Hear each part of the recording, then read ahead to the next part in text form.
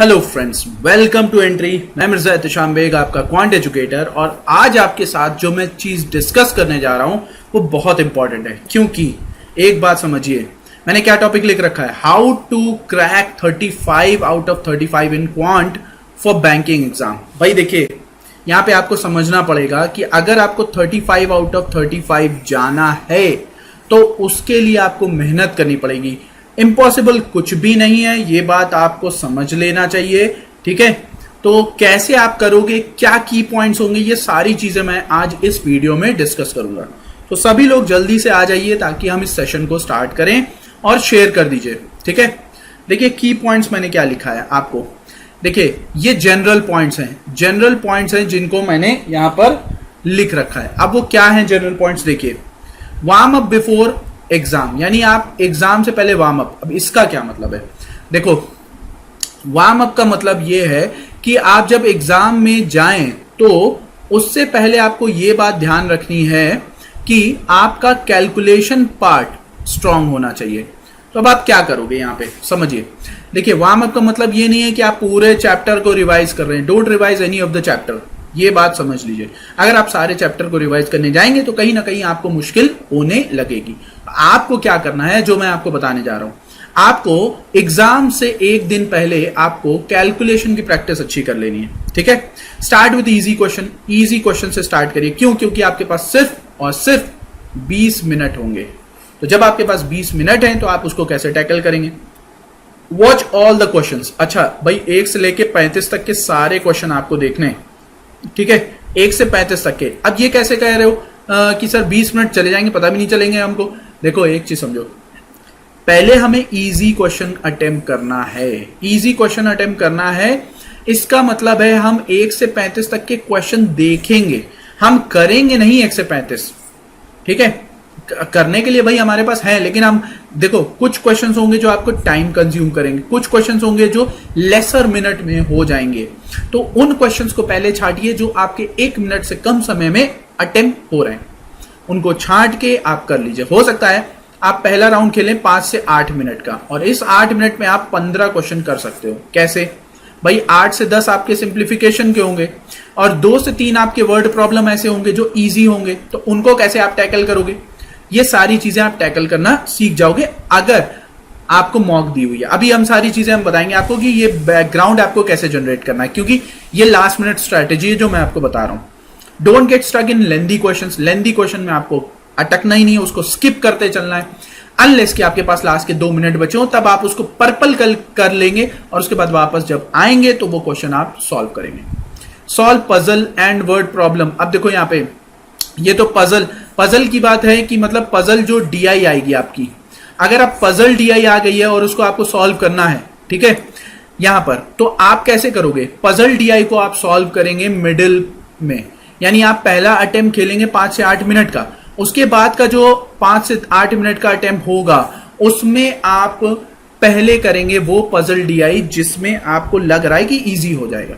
ठीक है, word problem आप बीच में करेंगे। वर्ड प्रॉब्लम कभी भी स्टार्टिंग में नहीं करेंगे, ये बात ध्यान में रखिए। हाँ, एक और चीज, सबसे इंपॉर्टेंट चीज क्या है आपको, एक्यूरेसी। ये अगर नहीं है तो आप एग्जाम कभी क्लियर नहीं कर पाओगे। ओके, तो ये सारे पॉइंट्स आपको ध्यान में रखने हैं। क्या वार्म अप आपका होना चाहिए। वार्म अप का मतलब है आप एग्जाम से एक दिन पहले कैलकुलेशन की प्रैक्टिस, यानी कैलकुलेशन की डेली प्रैक्टिस होगी। और अगर आप वैसे क्वेश्चन उठा रहे हैं तो डेफिनेटली आपकी प्रैक्टिस ऑलरेडी हो रही है। तो कैलकुलेशन प्रैक्टिस इंपॉर्टेंट है। क्यों? क्योंकि बैंकिंग एग्जाम का रोल क्या है, क्यों बैंक एग्जाम करा रहा है, वो ये जानना चाहता है। इस फॉर्मेट में इसलिए करा रहा है भाई, डीआई क्यों देता है, सिंप्लीफिकेशन क्यों देता है, क्योंकि जब आप क्लर्क बनोगे या ऑफिसर बनोगे आपको लॉट्स ऑफ डेटा से डील करना पड़ेगा, और जब सारे डेटा से डील करना पड़ेगा तो you have to be good in calculation. अगर आप कैलकुलेशन में गुड नहीं है तब आप कहीं ना कहीं लैग कर रहे हैं। ठीक है, क्वेश्चन, हाँ, रीजनिंग का इस्तेमाल बहुत है यहाँ पे। रीजनिंग कोई सब्जेक्ट नहीं होता है, बस ये बात ध्यान रखिए, इट्स ऑल अबाउट लॉजिक। आप में अगर लॉजिक लगाने की क्षमता है तो आप कोई भी क्वेश्चन को टैकल ऑन द स्पॉट कर सकते हैं। कैसे कि whether we have to attempt this question और लीव दिस क्वेश्चन, ये बात आपके दिमाग में बस जानी चाहिए। ठीक है, solve puzzle and word problem in between the paper. Puzzle और वर्ड प्रॉब्लम आप बीच में करेंगे, यानी पजल, यानी आप अगर रीजनिंग का भी पजल है तो भी आप बीच में ही करेंगे, क्योंकि लास्ट में उसमें टाइम इन्वेस्टमेंट होता है, चाहे आप पजल डीआई उठा लें चाहे आप पजल रीजनिंग का उठा लें। तो मेरे ख्याल से ये बात समझ में आ गई होगी। अब वो पॉइंट्स क्या हैं जिनको आपको प्रिपेयर करना है, पॉइंट आउट की पॉइंट्स। जैसे आप इजी क्वेश्चंस को पहले करेंगे, इजी क्वेश्चंस कैसे पकड़ में आएंगे ये चीज समझो। तो you have to give daily mock.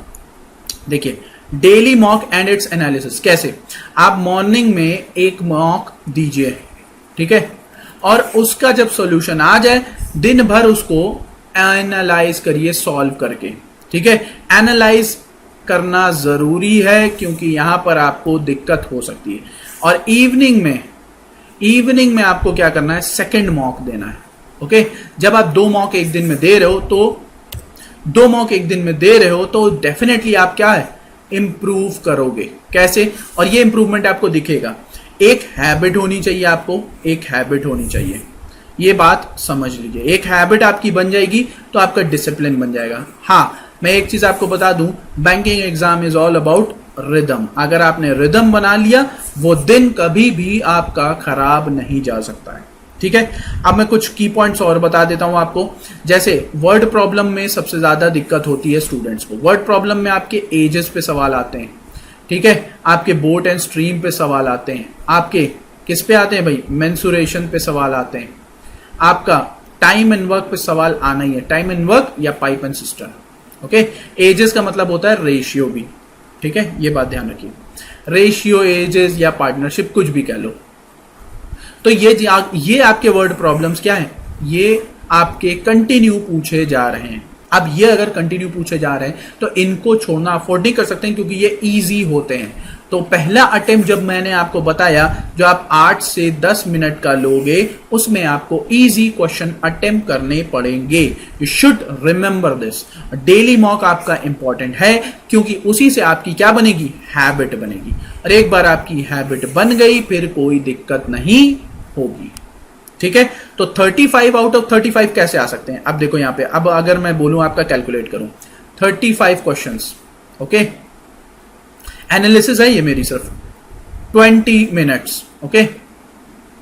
अब आप समझो कि 10 सिंप्लीफिकेशन है, ठीक है, 2 डीआई है, कितने हो गए 10 10 20, अब 15 के करीब। ये 10 से 15 आपके सिंप्लीफिकेशन हो सकते हैं और 10 से 15 आपके क्या हो सकते हैं, वर्ड प्रॉब्लम हो सकते हैं। तो यहां पे समझिए, आप इसमें से सिंप्लीफिकेशन अगर 15 है तो आप 12 प्लस 100% करेंगे, ये मैं आपको लिख के दे रहा हूं। ये मैंने 2-3 क्यों छोड़े, क्योंकि सीरीज वाले क्वेश्चन आपसे अटक सकते हैं। सीरीज क्या होती है, 5 क्वेश्चन सीरीज के, 3 इजी होते हैं, 2 में आपकी प्रैक्टिस काम आती है। जितना आपने डेटा कलेक्ट कर रखा है अगर उस ट्रेंड पर आ गया तो आई डोंट थिंक सो कि आप लूज करेंगे क्वेश्चन को, ठीक है। हाँ, अब डीआई की बात है, ये दोनों डीआई आपको अटेम्प्ट करनी है और इसमें ध्यान रखिएगा एक जो लेंदी क्वेश्चन आता है, like find the average of all the things. अगर आप मेरा कोर्स जाके देखें आईबीपीएस पीओ का या क्लर्क का या आरआरबी क्रैश कोर्स में, मैंने इस टाइप के क्वेश्चंस कराए कि बीच में एक लेंदी क्वेश्चन डाला है ताकि उसको आपको समझ के करना पड़े कि किस तरीके से अटेम्प्ट करना है, ठीक है। तो लेंदी क्वेश्चंस को ध्यान में रखकर आप करेंगे, ऑलराइट, ठीक। अगर वो आ रहा है तो जरूरी नहीं है, कसम मत खा लेना कि उसे पहले करना है, just skip that question and move ahead, alright. हाँ, अब उसके बाद खुद सोचिए आपके ये कितने मिनट में हो गए, मैंने आपको बोला ये 8 मिनट में हो गए, सपोज करो। अब ये 2 डीआई आपकी 7 मिनट में होनी चाहिए हर हाल में। अब बचे आपके पास 5 मिनट, ठीक है। वैसे मैंने 8 मिनट इस पे ज्यादा दिए, मैं दूंगा इस पे 5 मिनट, ठीक है, 5 मिनट दूंगा। अब 5 7 12 18 मिनट बचे हैं। 18 मिनट में क्या आप मैक्सिमम अटेम्प्ट नहीं मार सकते हो, तो आप 30 प्लस ऑलरेडी जा रहे हो। डिपेंड करेगा कि 30 से 35 कौन अटेम्प्ट कर पा रहा है। देखिए 35 out of 35 is very difficult, no doubt about that. Difficult का मतलब ये नहीं है कि आपसे सारे क्वेश्चन नहीं होंगे भाई, प्री में भी 35 आते हैं, मेंस में भी 35 आते हैं, पर जमीन आसमान का फर्क होता है। प्री में आप 25 प्लस जाते ही जाते हो, मेंस में आप 5 से ज्यादा नहीं जा पाते हो, जल्दी हिल जाता है, इनफैक्ट 5 पॉइंट समथिंग आपका कट ऑफ जाता है। तो ये बात आपको समझनी पड़ेगी कि आपको कौन सा क्वेश्चन अटेम्प्ट करना है, कौन सा छोड़ना, ठीक है। तो ये मेरी तरफ से कुछ टिप्स थे, इसको अगर आप फॉलो कर ले जाएंगे मुझे नहीं लगता है आपको कोई दिक्कत होगी। हाँ, एक सबसे इंपॉर्टेंट बात, आपको अपने आप को ऑर्गेनाइज्ड बनाना है।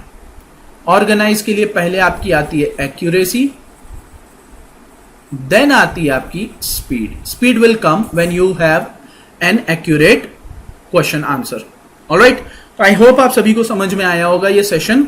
और शेयर, लाइक, कमेंट और सब्सक्राइब और यूट्यूब चैनल. बने रहिए हमारे साथ एंट्री पे ताकि हम आपके लिए और भी चीजें प्रोवाइड कर सकें. Till then, thank you, bye bye, take care, be safe and good luck for your examination.